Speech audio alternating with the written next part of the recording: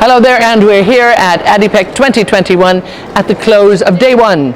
And I have a wonderful panel here that we're going to look back on the day and look back at all of the great sessions that we had, look at all the great knowledge that was shared, and really look at what's been happening here in Abu Dhabi. So this, of course, is the first major conference that we've had since COP26. It hardly got finished and we were here at ADIPEC, but a lot happened. So let me quickly introduce you to my dear panel.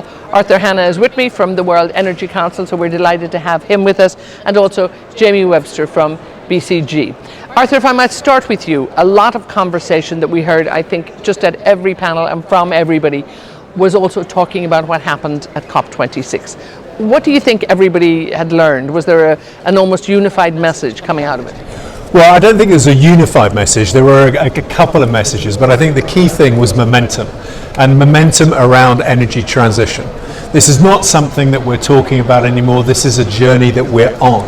But I think one of the aspects that came out, which is why this meeting is so important, literally 24 hours after the ink had dried on the declaration, is that the oil and gas industry needs to be part of that transition. And at the moment, what we learned from Glasgow is the oil and gas industry is rather not part of that. They're excluded from this debate and discussion. And that isn't where we need to be as an industry. And I think everyone here accepted that. Everyone recognizes there's more to be done, but everyone recognizes coming out of COP26 that the industry really needs to control the narrative to make sure they're part of the solution towards energy transition. Jamie, did you get the same feeling? I mean, and again, any of the CEOs I talked to, I think it's just on everybody's mind because it's fresh.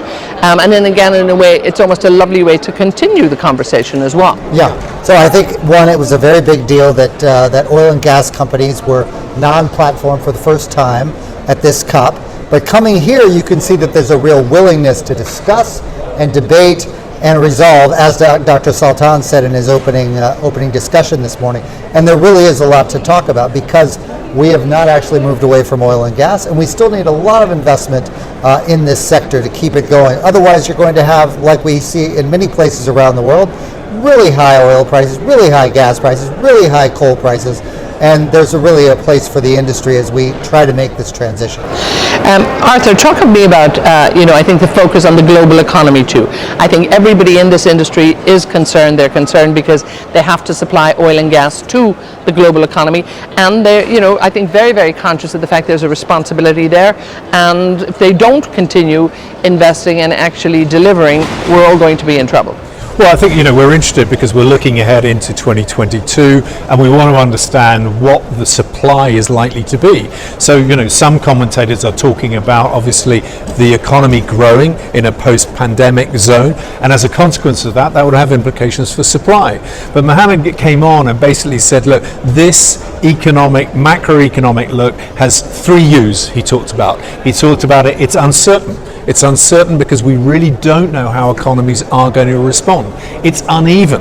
In other words, we're seeing certain economies move far ahead and other economies are being left behind. And it's unusual. And it's unusual because it is a post-pandemic time. It's unusual because actually the industry has basically found itself, as Jamie has just said, in a strange position where, basically demand and supply have not been synced for all those reasons. So I think all of us kind of really listened in on his presentation early this morning. One, because he's one of the great commentators, but also because it's so important for us to have a forecast as to what's likely to happen. But I think he kind of left us with a kind of view is good luck with that then in terms of how unusual the economic growth is likely to be over the next 12 months. And Jamie, continue this because it's, you look at economic growth and you look at the state of the world and what needs to be done where.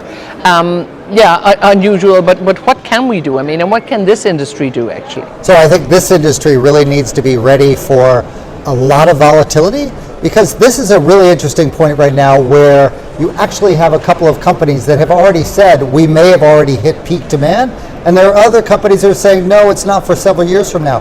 And so generally speaking, when I'm looking at oil price or oil demand forecast, we're expecting a range of like 800,000 barrels a day up to like 1.3 million barrels a day.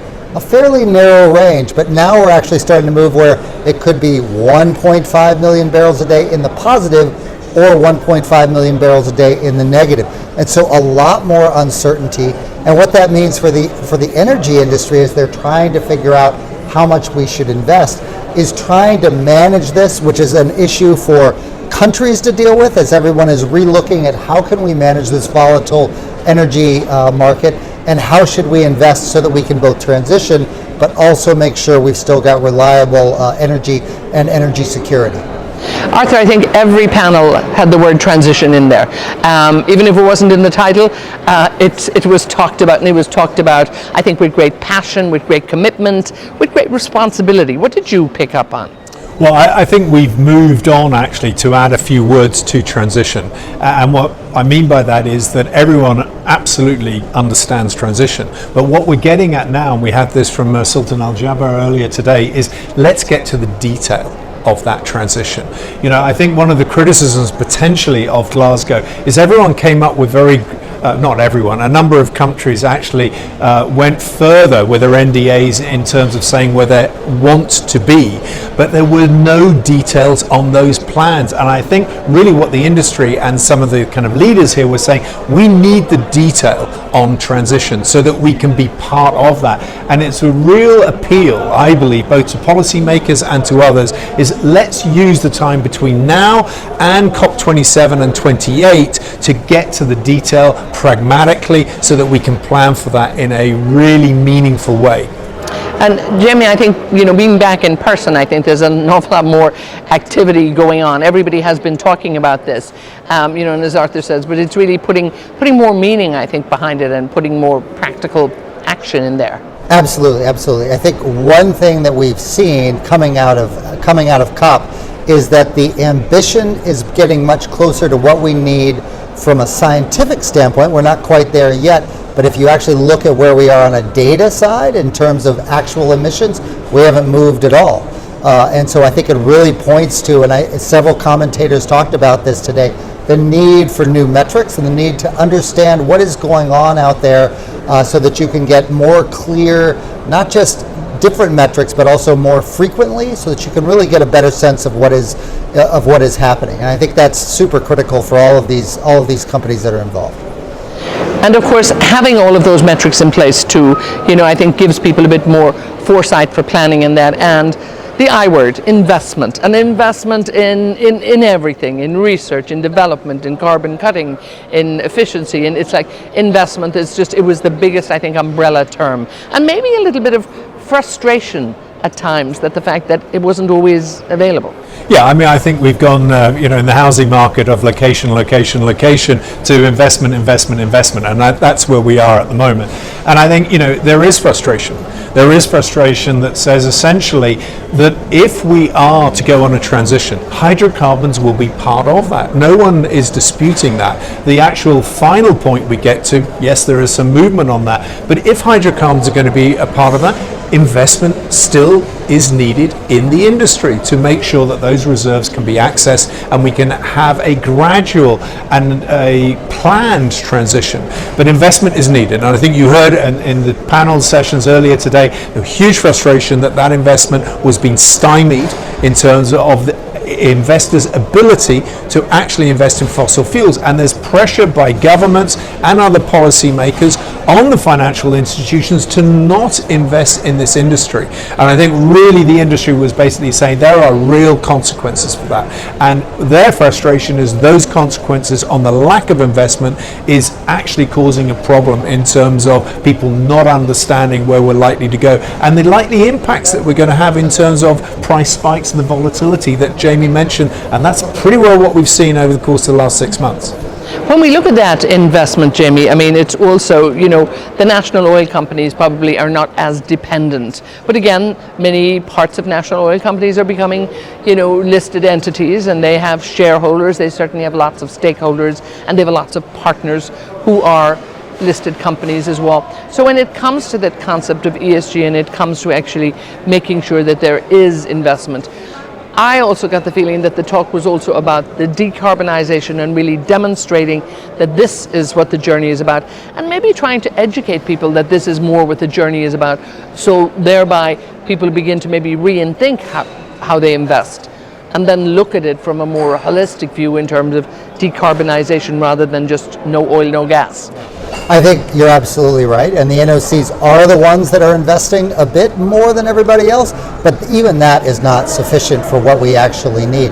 But the focus really needs to turn, and many of them already are, is focusing on decarbonizing your actual own operations, because the less that you use in the oil fields, particularly if you're a large, say an oil exporting country, the less you use internally, the more you can then export out to those countries that are still in a deficit and still need that additional supply. One other, I think, item we're going to hear a lot more about, I think, in the next few days too. Energy poverty, Arthur, was something that I heard, and I heard this from many of the big CEOs. This was not just an appeal from, developing countries or anybody else. This was appeal from big commercial operations, also bringing this to light in the fact that there's still that tremendous growth in countries like Asia and developing countries, and that need has to be met somehow.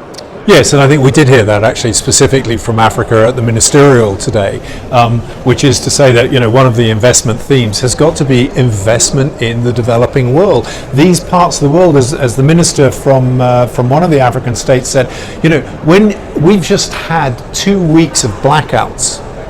So, it's difficult for me to say that the answer is going to be renewables when I have no capability and no investment flow that is coming in to help me on that today. So as a consequence of that, energy poverty remains. And then we need to be addressing that. And it's all very good and well for countries to say they're going to go on a certain route in terms of energy security or moving on transition to renewables. But we, in certain parts of the world, are still dealing with energy poverty. And the industry needs to respect that, understand it, and start investing to overcome that in the years ahead. Jamie, did you get the feel there was a lot more, I think, openness and realism and just sort of, I suppose, pragmatism about what's going on here, and CEOs, not hiding away from things? I was listening to one conversation, and the CEO of BP was, as he said, he has to admit these are uncomfortable conversations that have to be made, but we all have to make them, and we have to make our point, and because it's not just survival of the industry, it's survival of, I think, the world and our economies and countries and people. I think there is a recognition that things really have changed, and there's a real pragmatism on what can I do as my company, both in terms of being pragmatic and helpful for the global economy and everything that we need in terms of the environment, but also to make sure that your company survives. BCG has done a lot of research at looking at disruptions, and what we found is that 30% of the companies